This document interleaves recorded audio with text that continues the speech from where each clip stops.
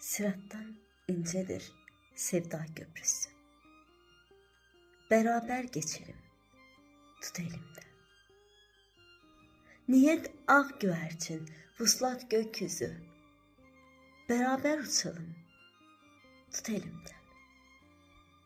Gönüldeki birlik kalkandır dışa. Aldırma yaza, yele, yağışa. Giden ilk bahara, gelecek kışa. Beraber göçelim, tut elimden. Birleşmek üzeredir şafaklar grup. Korku beklemez kapıda durup. İster zehir olsun, ister şurup, beraber içelim, tut elimden. Çağır, çağır hayallerin en ötesine. Yakında duyarsın aşkın sesini. Sonsuz mutluluğun penceresini beraber açalım, tut elimden.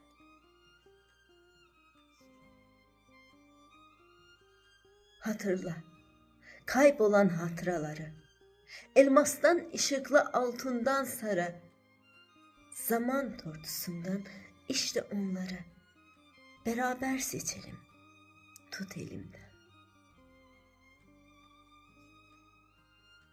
Şüphe başlangıçtır, karar nihayet.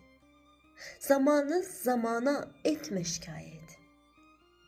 Kaçmak kurtuluşsa şayet, beraber kaçalım, tut elimden.